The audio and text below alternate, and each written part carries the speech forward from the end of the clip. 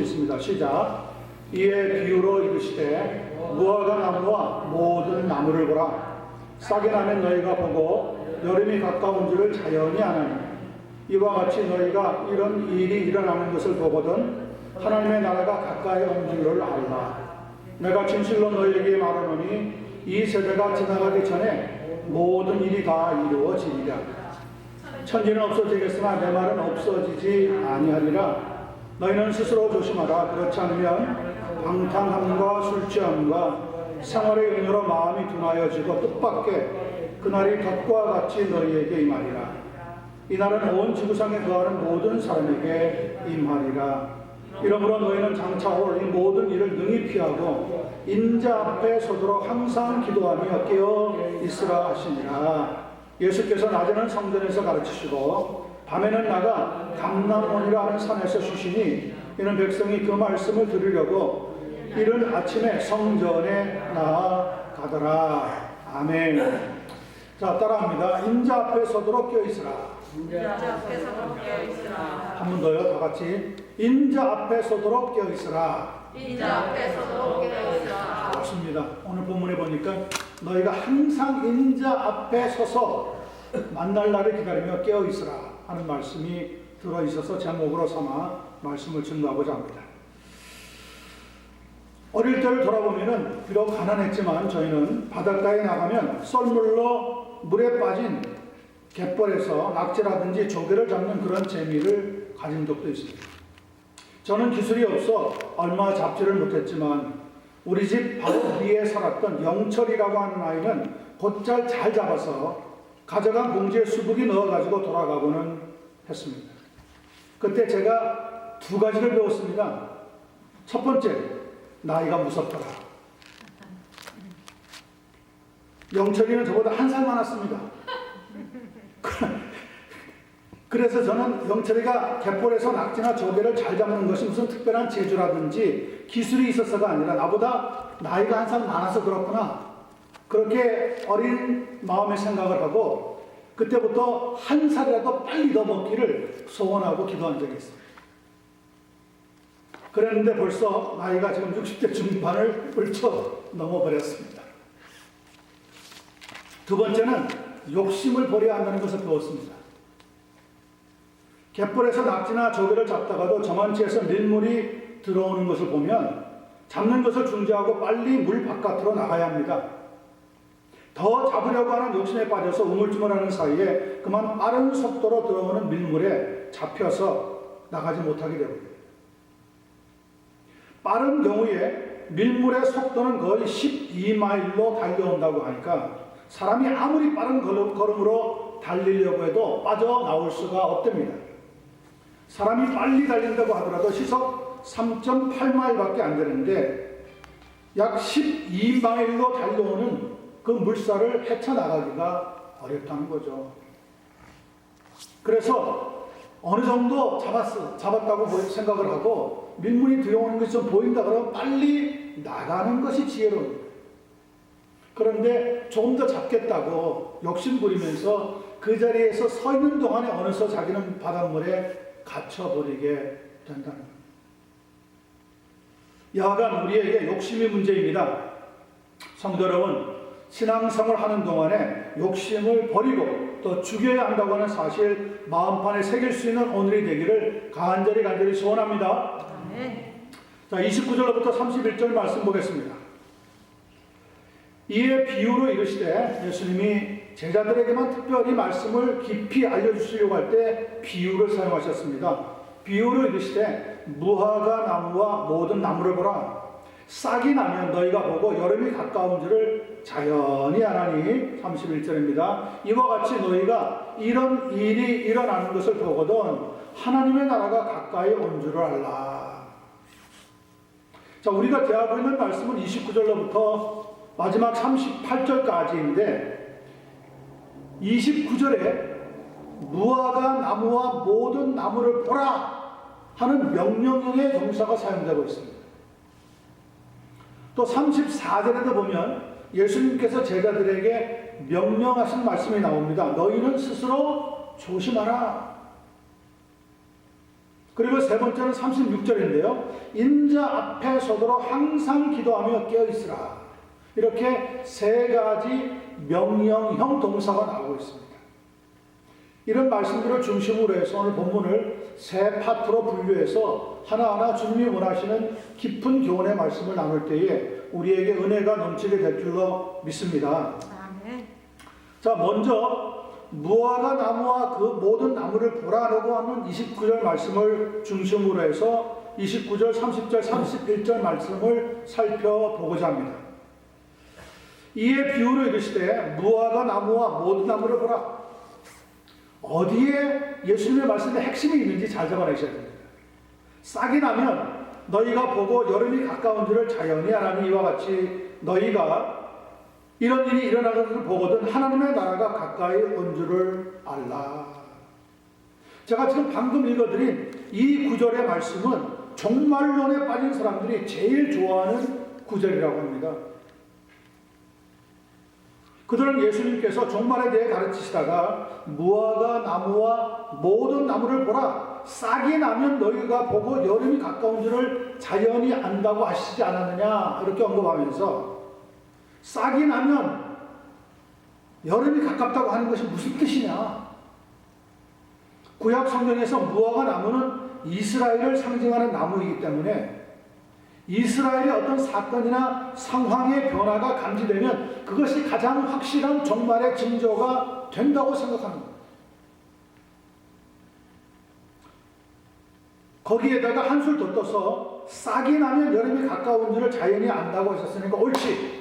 그 말씀이야말로 1948년에 전 세계에 뿔뿔이 흩어져 살다가 함께 모였던 유대인들이 팔레스타인에다가 이스라엘 정부를 수립하면서 세계사에 다시 국가를 세우는 것이 그것이다 이렇게 주장하는 거죠. 그러니까 지금은 여름이라는 겁니다. 여름. 근데 이 여름의 특징이 뭐냐? 찌는 듯한 여름이 우리를 맥빠지게 만들고 쉽게 지치게 만들듯이 지금 온 세상이 온통 혼란에 혼란을 거듭하고 있다는 거죠. 가까운 예로 코로나 바이러스만 하더라도 미생물 하나를 제거하겠다고 온 인류가 1년 동안 얼마나 지치고 힘들어하는지 알고 있느냐. 그것이 여름이기 때문에 그렇다. 역사적인 시간으로 볼 때. 여름은 우리를 맥빠지게 하고 지치게 만든다. 자, 여러분 이렇게 거기에다가 이제 1948년이라고 하는 이스라엘 정부 수립에 70을 더하면 70은 이스라엘 백성들이 가장 좋아하는 숫자잖아요.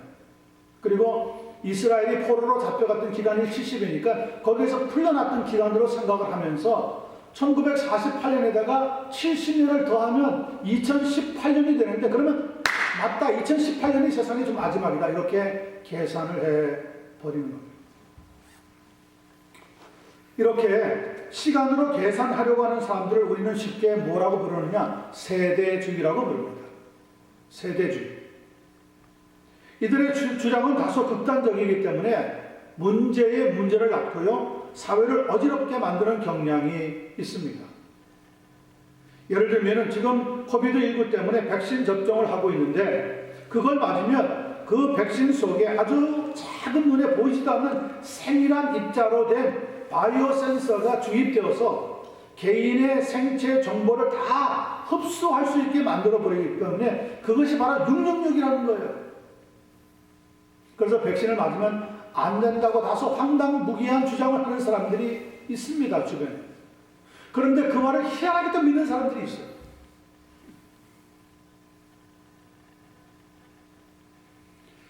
자, 그러나 그것은 사기고 음모요, 조작이라고밖에 생각할 수 없습니다.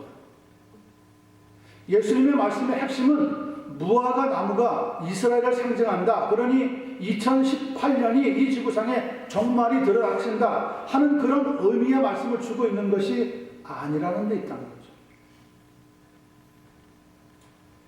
자, 그러므로 31절을 보십시오. 중요한 말씀의 핵심은 오늘 여기 있습니다. 이와 같이 너희가 이런 일이 일어나는 것을 보거든 세상에 막 어지러운 여러 가지 일들이 막 발생을 하면 끝나는 것이 아니라 그러면 우리는 어떻게 이해해야 되느냐. 예수님 말씀 하나님의 나라가 가까이 온 줄을 알라. 이렇게 말씀해 주고 있다.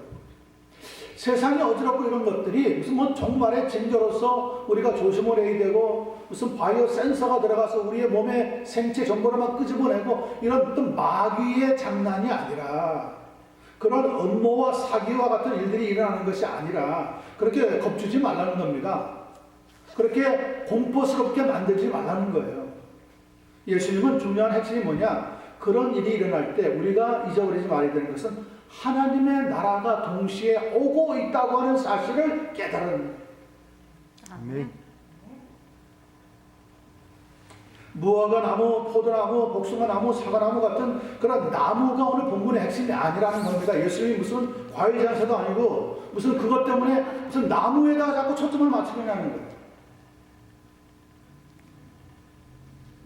또 그런 사람들의 말에 저는 그렇게 억지 주장하는 사람들을 왜 그냥 내버려 두는지 모르겠어요, 교회가. 그리고 그런 말에 짝짝꿍하고 박수를 보내는 사람들은 또 어떤 사람들인지 잘 모르겠어요. 그러는 동안에 여러분 교회가 영적으로 혼란해진다. 우리는 그런 황당무계한 이야기에 자꾸 귀를 기울이고 성경을 멀리하는 어리석은 행동을 하면 절대로 아니 됩니다. 예수님은 1992년이다, 2018년이다 하는 시간 맞추기 게임에는 전혀 관심이 있어요, 없어요? 없습니다. 모든 시간을 하나님이 지금 움직이고 있는데 무슨 뭐 어느 시간이 좋을까 이렇게 지금 하나님이 계산하고 있고 거기에 무슨 게임같이 우리에게 알아맞혀봐라 그렇게 하시는 게 아니라는 거예요.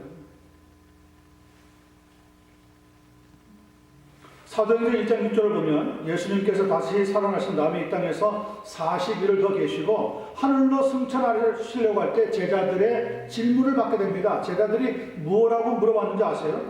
주께서 이스라엘 나라를 회복하심이 이때가 아니니까. 아주 어처구니 없는 질문을 했어요. 지금 예수님께서는 모든 이 땅의 사역을 마치시고 하늘나라로 돌아가시려고 하는데 여러분 그따위 질문밖에 못합니까? 지금 예수님이 이 땅에 일을 가지고 붙잡고 뭐 이스라엘을 독립시켜주고 해방시켜주고 이런데 지금 관심이 있지 않다는 것을 이미 알고 있는데도 불구하고 제자들은 그 한 가지 끈을 잡고 있던 거 놓치지 않으려고 예수님, 우리 이스라엘 지금 로마 제국이 이렇게 식민지로 고생하고 있는데 우리를 해방시켜주고 가시죠? 이런 질문했다는 것 자체가 상당히 아쉬운 면이 많이 있다는 거예요. 제자라고 하는 사람들이라면 그래도 주님, 이제 하늘나라로 들어가시면 제일 먼저 어디에 도착하시는 겁니까? 정말 하늘나라에 들어갈 때 여기처럼 대문이 열려 있어서 그리로 들어가는 겁니까? 그럼 좀 질문다운 질문을 해야 될 거 아니에요? 그리고 누가 먼저 가장 달려와서 주님을 환영하게 될까요? 정말 이런 좀 고차원적인 질문을 좀 예수님이 하셨으면 기가 막히게 성경에 해석되어서 나왔을 텐데 그들이 하는 말은 뭡니까? 우리가 있는 이 상황, 로마 제국이라고 하는 식민지에 당하고 있는 고통이라고 하는 이 상황, 이걸 좀 어떻게 주님 해결해 줄 수 없습니까? 주님이 그런 어떤 지역적인 고민적 상황을 해결하기 위해서 이 땅에 오신 게 아니잖아요. 물론 그것도 해 주실 수 있지만 우리는 하나님 나라의 사역을 좀 보실 때 크게 보셔야 돼요. 자꾸 이렇게 무슨 사건 하나 가지고 이게 주님이 오시는 날인데 그날과 맞춰가지고 며칠, 몇 분, 몇 시가 될까 이렇게 계산하라고 주는 것들이 아니라는 거죠. 우리가 사순절 기간 동안에 왜 지금 누가복음 21장 말씀을 나누고 있느냐. 바로 이 말씀이 끝나면 예수님은 지금 십자가 상의 죽음을 마주하기 위해서 가야 합니다. 그러면 사람들 생각에 잘못 진지하게 야 내가 이렇게 죽을 텐데 너 뭐 좀 준비해라, 너는 뭐 이걸 준비해라, 너는 뭐 향품을 가져와라, 새 무덤을 만들어라 이렇게 할 텐데 예수님은 거기에 대해서 전혀 관심이 없단 말이에요. 예수님의 유일한 관심은 하나님의 뜻이 과연 이루어지며 이 땅에 너희가 하나님의 백성이 되어서 복음을 전하며 이 땅을 변화시킬 수 있느냐, 복음의 증인으로 살아갈 수 있는 새로운 시대가 열리게 되느냐, 여기에 총 관심을 가지고 있었고, 근데 예수님의 관심과 제자들의 관심은 서로 핀트가 맞지를 않았던 거예요. 그래서 예수님은 그들에게 그래도 철딱서름이 없는 제자들이지만 귀엽게 보셨는지 이렇게 대답해 주십니다. 사도행전 7절에 보면 때와 시기는 아버지께서 자기의 고난에 두셨으니 너희가 알 바 아니요. 알려고 하지 마라. 때와 시기는 하나님의 손에 있는 거다. 하나님의 손에. 너희는 너희가 할 일을 하면 된다. 이 말씀을 주신 거죠. 여러분 분명하지 않습니까? 그러므로 제발 우리에게 시간 개임하지 말라는 겁니다. 중요한 것 하나는 뭡니까? 그러는 동안에 하나님의 나라가 자꾸 우리에게 가까이 오고 있다고 하는 사실이죠. 이런 교훈은 마태복음 24장 33절 또 마가복음 13장 29절에도 보면 동일하게 가르쳐주고 있습니다. 마태복음 24장 33절입니다. 이와 같이 너희도 이 모든 일을 보거든 세상에 난리와 난리 혼동의 모든 소식들을 보거든 인자가 가까이 곧 문 앞에 이른 줄 알라. 마가복음 13장 29절도 마찬가지입니다. 이와 같이 너희가 이런 일이 일어나는 것을 보거든 인자가 가까이 곧 문 앞에 이른 줄 알라. 그러니까 하나님의 나라가 가까이 온다는 것은 무슨 말이냐? 인자 대신 예수님께서 이 땅에 다시 돌아오시는 그 시간이 가까워왔다는 거예요. 그래서 오늘 말씀의 주제는 뭡니까? 하나님의 나라가 오고 있다는 거예요. 하나님의 나라가. 본문 31절에 가까이 온다라고 하는 말이 적혀 있는데 성경 원문인 헬라어를 보면 엔기스라고 되어 있습니다. 엔기스라고 하는 것은 It's not beginning, but it's ending. 시작을 말씀하는 것이 아니라 마지막에 모든 것이 완성되고 성취된다고 하는 의미를 가지고 있습니다. 하나님의 나라가 가까이 온다는 것은 이미 하나님의 나라가 완전히 우리에게 임하게 된다. 그런데 그것은 무엇하고 연결되느냐? 세상의 난리와 이런 것들은 하나의 징조지만 진짜 핵심적인 것은 복음이 만국에 전파되느냐 아니냐 거기에 달려있다는 거예요. 물이 저수지에 가득 차면 흘러넘치는 이유와 같습니다. 여러분 주님 오실 날이 가까웠습니다. 그러므로 주를 앙모하는 제자가 되시길 간절히 축원합니다. 다음에 한번 보실래요? 끝에 지금 거기 찬양이 하나 나옵니다. 주를 앙모하는 자 같이 한번 불러보겠습니다. 네, 주를 앙모하는 자 올라가 독수리같이 모든 싸움 이기고 근심 걱정 벗으는 올라가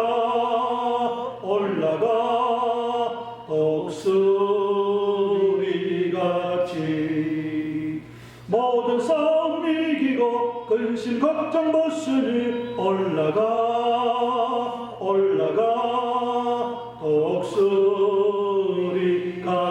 독수리같이 주 앙모하는 자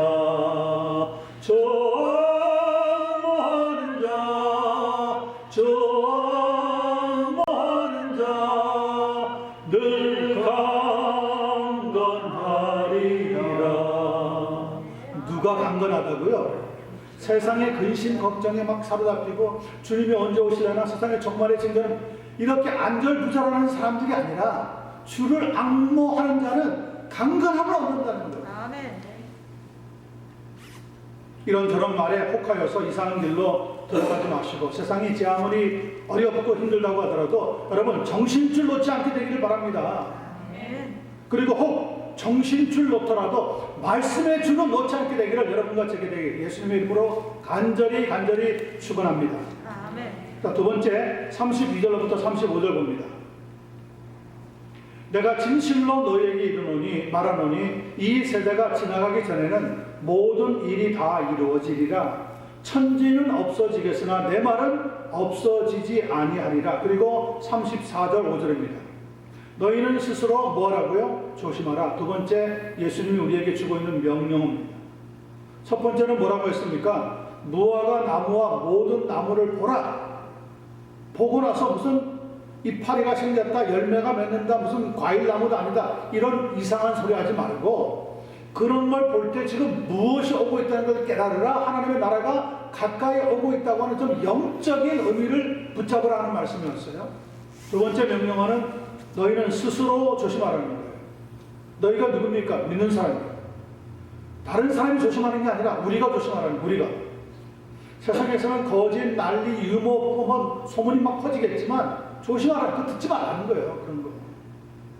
너무 유튜브 같은 거 말이야 보면서 말이죠. 거기에 막 짜투리 뉴스들이 나오는데 거기에 빠져가지고 뭘 봤는데 거기에서 이러쿵 저러쿵 하더라. 그런 소리 제발 하지 말라는 거예요. 그거보다 더 정확한 건 어디에 있습니까? 하나님 말씀에 있다는 거예요. 그 말은 맞기도 하고 안 맞을 수도 있어요. 근데 거기에 목을 메고 말이죠. 시키는 대로 이렇게 했더니 뭐가 좋고. 나는 신앙인들이 너무 정말 보는 것 자체는 그 문제가 아닌데 너무 거기에 빠지면 문제가 있다고 생각합니다. 빠지는. 스스로 항상 조심하라 이런 말씀이에요. 그렇지 않으면 어떻게 됩니까? 방탕함과 술 취함과 생활의 염려로 마음이 둔하여지고 뜻밖의 그날이 덫과 같이 너희에게 말이라. 35절 이날은 온 지구상에 거하는 모든 사람에게 이말이라. 자, 두 번째 본문 말씀의 전반부는 이 세대가 지나가기 전에 모든 일이 다 이루어지리라. 천지는 없어지겠으나 내 말은 없어지지 아니하리라 하는 말씀이에요. 그 말씀을 마가복음 13장 31절과 32절을 연결시켜서 살펴보면 의미가 좀 더 분명해집니다. 거기에 이렇게 적혀 있습니다. 천지는 없어지겠으나 내 말은 없어지지 아니하리라. 여기까지는 누가복음과 같아요. 그리고 나오는 말씀이 뭐냐? 그러나 그 날과 그때는 아무도 모르나니 하늘에 있는 천사들도 아들도 모르고 아버지만 아시느니라. 자, 종말론을 연구하면서 종종 시간 계산을 발표하는 사람들에게 대단히 죄송하지만 이 말씀을 보면 이 종말의 때 그리고 예수님께서 재림하시는 때에 대해서 밝히려고 하는 것은 지극히 어리석은 행동이라는 것을 알 수가 있습니다. 또 지구 인구 폭발을 염려하면서 우주를 연구하는 과학자들에게도 미안하긴 하지만 오늘 본문 말씀을 가만히 보면 화성을 탐사하고 인류가 살 수 있는 물과 공기의 흔적이 있느냐 없느냐를 찾는 것 역시 미련한 행동이라고 밖에 생각이 아니 드는 겁니다. 왜냐하면 이 말씀은 천지가 없어진다고 하더라도 그 날과 그때는 아무도 모른다는 것을 분명히 하고 있기 때문에 그러합니다.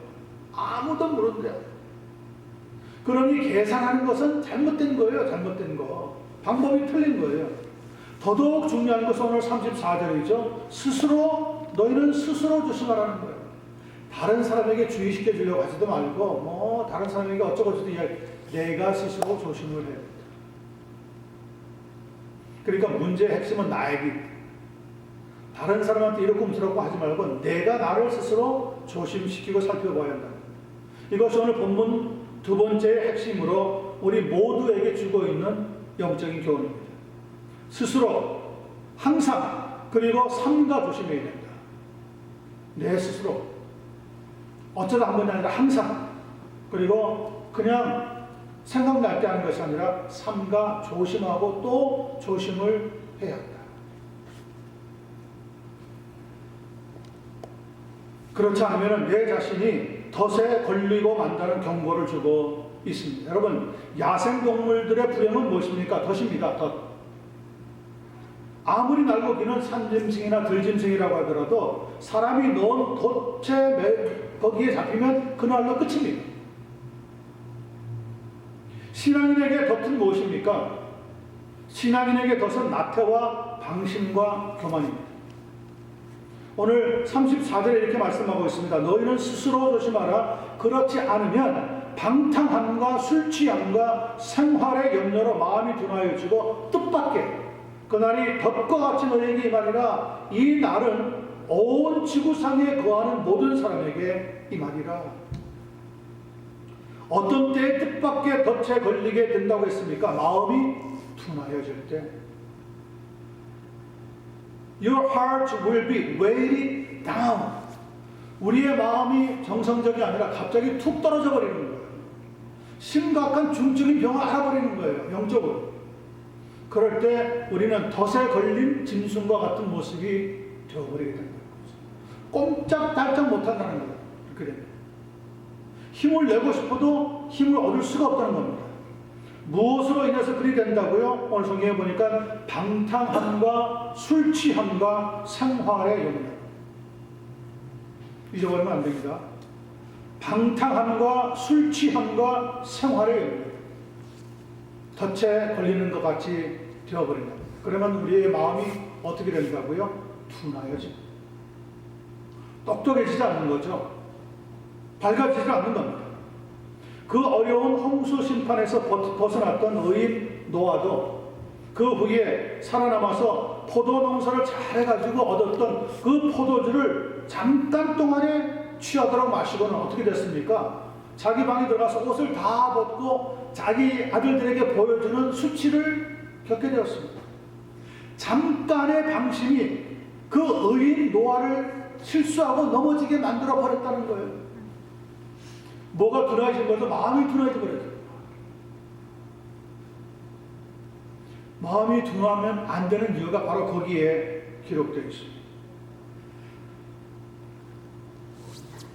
이번에 우리가 살고 있는 이곳 캘리포니아 가주에서 소위 성평등법이라고 하는 조항을 만들어서 통과시키려고 한다는 이야기를 들었습니다. 얼핏 들으면 뭐 남성이나 여성이는 서로 평등하게 맞추어 살자는 것이니까 좋은 정책이라고 생각이 들 수도 있습니다.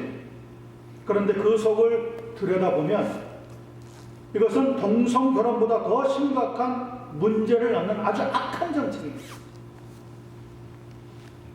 성평등법이라고 하는 것은 무엇이냐면 남성이 여자 화장실이나 탈의실이나 사우나에 그냥 쑥 들어가도 막을 수가 없게 만드는 거예요. 왜? 남성이나 여성이나 평등하다는 거예요. 여성도 마찬가지예요. 남성들이 있는 곳에 그냥 자기 마음대로 들어갈 수 있게 만드는 것이 성평등법입니다. 말이 좋아 성평등법이지 이것은 완전히 도덕도 윤리도 없어지고 말. 그래도 어른은 뭐 봐줄만 하다고 하더라고요. 그러나 이제 소년, 소녀 그리고 한참 예민한 청소년들에게 이 성평등법이 통과되면 그대로 적용이 될 텐데 그걸 어떻게 우리가 여러분 안심하고 내어둘 수가 있겠습니까? 이제 하다하다 이 세상의 방탕은 극에 달하고 있습니다. 조그마한 여자아이들도 자기가 마음에 들면 걔네들이 있는 곳에 턱 나타나서 같이 뭘 해도 되는 거예요. 성평등법이라는 자체가 그렇게 좀 만들어버리는 거예요. 그러면 상대방은 한평생 그 악몽에 시달리는 거하고 상관이 없는 거죠. 자기가 원하는 대로 나 오늘 여성 탈의실에 들어가고 싶어. 여성 화장실에 들어갈래. 여성 사우나탕에 들어가. 자기 마음대로 결정해버리는 거예요. 그렇게 하도록 또 허용해버리는 법이 되버려요. 그래서 우리가 내일 모레 화요일 날 이 오렌지 카운티 지역에서 기자회견을 하려고 하고 있어요. 여러 목사님들이 참여할 겁니다. 여러분 이런 일들이 이제는 뭐 여기저기서 마구마구 터져나오듯이 만들어져 나옵니다. 앞으로 어떤 문제가 더 만들어질지 우리는 상상을 못합니다. 왜 그렇죠? 이 세상은 이미 핸들을 놔버린 술 취한 운전자와 같은 꼴에 봉착해 있기 때문에 거기에 앉아있는 사람이 얼마나 불안합니까? 지금 우리는 그렇게 지금 불안한 가운데 매일매일을 보내고 있는 거예요. 방탕이 극에 달하고 있는데 마리화나 합법화, 동성결혼 합법화, 성평등법 등등 앞으로 우리가 살고 있는 이 사회가 얼마나 무너져야 여러분 건강하게 만들려고 하는 시도가 생길 수 있을까요? 18세가 아니더라도 지금 얼마든지 술을 살 수 있는 여건이 되어버렸는데 오늘날 이 세대를 책임져야 하는 10대들이 무너져 버렸단 말입니다. 이미 그들은 손 쓸 수 없이 무너져 내리고 있다는 거예요. 나만 조심하면 된다고요? 우리만 조심하면 된다고요? 그렇지 않습니다. 예수님이 35절에 이렇게 말씀하고 있지 않습니까? 뭐라고 얘기합니까? 이 날은 온 지구상에 거하는 모든 사람에게 이 말이라. 나 하나 조심해서 이제는 안 되는 문제죠. 우리 교회만, 우리 가정만, 우리 자녀들만 조심해서 안 되는 시대가 도착해 버렸단 말이에요. It will come upon all those who live on the face of the whole earth. 우리가 살고 있는 이 지구상 어디에 가도 이제는 이런 일들이 마구 생기게 되어버렸단 말이에요. 여러분, 이 지구를 우리가 살고 있는 이 사회를 어떻게 치유할 수 있습니까? 우리의 힘으로는 더 이상 안 됩니다. 복음 앞으로 돌아와요. 예수님이 십자가 앞으로 돌아와야 됩니다. 그리고 하나님의 죄 용서를 받아야 됩니다. 하나님이 부어주시는 새로운 영을 우리가 얻지 않으면 이제 이 세상 술 끊는 사람들 얘기 들어보면요, 가끔 생각이 난대요. 그런 생각 전체 끊어야 되는 거예요. 끊어야 돼. 나를 위해서가 아니라 우리가 지금 살고 있는 이 사회 분위기를 봐서 이거 우리 교회가 우리 성도들이 먼저 과감하게 하지 않으면 안 된다는 얘기예요. 안 돼. 복음밖에 없어. 십자가의 도가 미련한 자에게는 멸망의 도구로 보이지만 구원 얻은 우리에게는 하나님의 능력이 됩니다. 십자가의 복음의 능력밖에 없어. 여러분, 성령으로 충만하시기 바랍니다. 지금은 거룩을 회복해야 하는 때입니다. 말씀도 회복해야 합니다. 예수로만 충만해 주시는 여러분과 저희를 간절히 축원합니다. 자, 마지막 36절부터 끝까지 보겠습니다. 세 번째 핵심의 말씀입니다. 이러므로 너희는 장차 올 이 모든 일을 능히 피할 수 있는 길이 있어요. 무책임하게 막 달려가지고 문제 부딪혀서 싸워서 이기려고 하지 마시고 피할 길이 있어요. 우리가 감당하지 못하기 때문에 피할 길을 주시는 거예요. 뭐라고 얘기합니까? 인자 앞에 서도록 항상 기도하면서 깨어있으라 하십니다. 깨어있으랍니다. 여러분, 나라를 지키는 군인이 잠을 자버리면 어떻게 됩니까? 그 나라 살고 있는 백성들은 그 나라 끝입니다. 아니, 전쟁터에서 보초를 써야 되는 병사들이 잠자고 있으면 어떻게 됩니까? 그 군인들은 그대로 그냥 몰살당하는 겁니다. 몰살당하는 거예요. 오늘 이 시대를 책임지고 있는 파수꾼이 누구냐? 세상에 있는 정치가가 아니라는 거예요. 하나님의 백성, 교회에 있는 너희 성도들이다. 너희가 이 시대를 위해서 깨어서 기도하라는 거예요. 너희가. 그런데 우리는 어떻습니까? 피곤해 하고 그냥 자버립니다. 우리 김일수 권사님이 열심히 기도 시간이라고 땡 하고 올려줘도 왔는가 보다. 이제는 아마 그런 분들이 있을지도 몰라요. 왔나 보다 하고 나면 딴. 물론 꼭 그 시간에 안 하면 안 된다는 건 아니지만 다른 시간에 기도할 수 있어요. 그러나 그때 같이 하자 우리가 한번 합의를 했으면 같이 하는 시간을 만들어 보면 기도의 훈련이 되는 거죠. 훈련이 되는 거죠. 예수로만 충만하신 여러분과 제가 되길 바랍니다. 자, 너희가 인자 앞에 서도록 항상 기도하며 깨어있으라. 그리고 끝부분에 보면 예수님은 낮에는 성전에서 가르치시고 밤에는 감람원이라 하는 곳에 가서 쉬셨다고 했어요. 왜냐하면 예수님도 우리와 같은 육체를 가르치셨기 때문에 육체는 쉬어야 되는 거죠. 그리고 쉬고 그 다음에 말씀이 참 재밌습니다. 마지막에 모든 백성이 그런데 그 말씀을 들으려고 이른 아침에 성전에 나아가더라. 예수님의 말씀이 얼마나 재미있고 분명하고 확신하고 능력이 있었든지 그 말씀을 또 듣기 위해서 아침 일찍부터, 다시 말하면 해가 뜨기 전이라는 얘기죠. 새벽부터 나가서 그 새벽 대바람에 예수님의 말씀 들으려고 사람들이 나가 있더라는 거예요. 얼마나 위대한 주님의 말씀인지 오늘 우리에게도 그런 말씀의 능력을 깨닫는 축복이 있기를 간절히 소원합니다.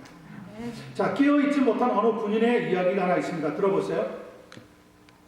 형이 자대를 배치받기 전, 그러니까 이제 막 머리 깎고 훈련소에 있던 시절, 훈련은 끝나가고 일주일 후면 1일 면회가 가능해졌습니다. 어머니는 몇 개월 동안 보지 못한 형이 보고 싶어서 벌써부터 난리가 아니었습니다. 그러던 중에 한 통의 편지가 날아왔습니다. 형으로부터 온 편지입니다. 그 전까지 무심하게 편지 한 통 없었던 형, 그리고 그 무심함에 어머니는 얼마나 많은 밤을 눈물로 지새웠는지 모릅니다. 우리 가족은 정말 모두 모여서 형의 편지를 뜯어보았습니다. 하지만 간만에 날라온 그 편지 한 통이라는 게 정말 가관이었습니다. 어머님, 만수무강하셨습니까? 어머님, 밑에 적는 음식들을 면에 올라 싸가지고 올 음식들입니다. 어머님, 우선 통닭이 너무 먹고 싶습니다. 양념 반, 프라이드 반으로 부탁합니다. 미스터 피자에서 파는 파인애플 들어간 하와이안 피자도 무척이나 그립습니다. 바삭바삭한 돈가스, 상큼한 회초밥도 너무너무 먹고 싶고요. 갈비찜도 해다 주실 수 있으시면 해다 주세요. 그리고 김밥은 누드김밥으로, 떡볶이에는 치즈를 잘게 썰어서 가져다 주세요. 프링글스라고 하는 감자칩을 2통 사오시는데 양파 맛이면 더 좋겠습니다. 양파 맛이 없다면 빨간색이라도 상관이 없습니다. 오렌지 주스와 과일 화채도 먹고 싶은데 호텔에서 파는 거라면 좋겠습니다. 여름이긴 해도 귤 사올 수 있으시죠? 큼직큼직한 걸로 사가지고 와주세요. 귤 하니 또 굴이 생각이 나는 거예요. 굴에다가 초장 팍팍 뿌려서 저것만 싸다 주세요. 김말이와 접시만두 그리고 오징어 튀김에 아름다운 조화가 떠오르는 겁니다. 그것들도 부탁해요. 아, 고기를 먹고 싶을 수, 구워 먹을 수 있으면 좋은데 아쉽군요. 대신 편육과 족발 좀 사다 주세요. 그리고 사탕과 초콜릿도 필요한데 이건 좀 많이 사다 주실래요? 부대 몰래 가져갈 거니까 많이 좀 사오세요. 그리고 제 친구도 한 명 온댔으니까 음식은 모두 2인분으로 준비해 주세요. 이 밖에도 먹고 싶은 음식이 무진장 많지만 준비해 오실 어머님이 힘드실까봐 더 이상 주문할 수가 없군요. 아, 맞다. 어머니 오실 때 전복죽도 사오는 거 잊지 마십시오. 그날이 기다려지네요. 그럼 만수무강하시고 또 편지하겠습니다. 우리는 없지만 그 편지를 읽은 가족들은 하나같이 이런 표정이었습니다. 형이라는 녀석이 이렇게 철이 없는지 마침 불어닥친 IMF 바람으로 한참 집안이 위태로울 때인데 하지만 더 놀라운 사실은 우리 어머니께서 그 모든 음식을 다 싸가지고 가셨답니다.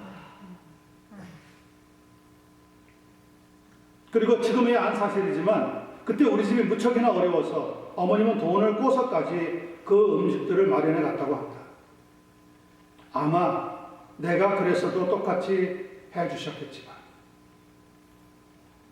여러분 철딱선이 없는 아들입니다. 깨워서 나라 지키라고 군대 보냈더니 부모님 등골 휘청이도록 만든다니까 이게 아들입니까? 이게 자식입니까? 이게 나라를 지키는 장병입니까? 예수님께서 제자들에게 하신 말씀의 교훈과 경고도 마찬가지입니다.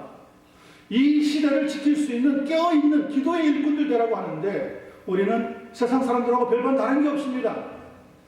그러면 우리가 과연 예수님의 제자라고 말할 수 있습니까? 하나님의 자녀라고 말할 수 있습니까? 천국의 백성이라고 말할 수 있느냐고. 이 세상에 종말이 오느냐 마느냐 난리가 났느냐 안 났느냐 그것이 중요한 것이 아니라 하나님의 관심은 우리에게 있다니까요. 우리에게 교회에 있다고요. 하나님의 백성들이 깨어있느냐 깨어있지 않느냐 이것이 이 땅의 소망을 판가름하는 하나의 키가 된다는 거예요. 얼마나 우리의 사명이 중요한지 몰라요. 그래서 오늘 우리에게 주고 있는 귀한 말씀입니다. 너희는 스스로 조심하라. 그렇지 않으면 술 취함과 방탕과 생활의 염려로 마음이 둔하여지고 뜻밖의 그날이 덫과 같이 너에게 임하리라. 야생동물들의 불행은 덫이라고 했습니다. 신앙인들의 불행은 나태와 방심과 교만입니다. 여기에 사로잡히면 다 넘어져버립니다. 그럼에도 불구하고 여러분 우리를 지키시는 분이 있습니다. 누굽니까? 우리 주님이 지키고 있습니다. 믿습니까? 그래서 말씀을 마치기 전에 같이 이 찬양 부르면서 마치고 싶습니다. 누군가 널 위해 기도하네. 가사를 가만히 보세요. 우리가 지금 말씀을 나누고 있는 부분과 상당히 흡사한 내용들이 들어있습니다. 당신이 지쳐서 기도할 수 없고 눈물이 빗물처럼 흘러내릴 때 주님은 우리 연약함을 아시고 사랑으로 인도하시네. 누군가 널 위하여 누군가 기도하네. 내가 홀로 외로워서 마음이 무너질 때 누군가 널 위해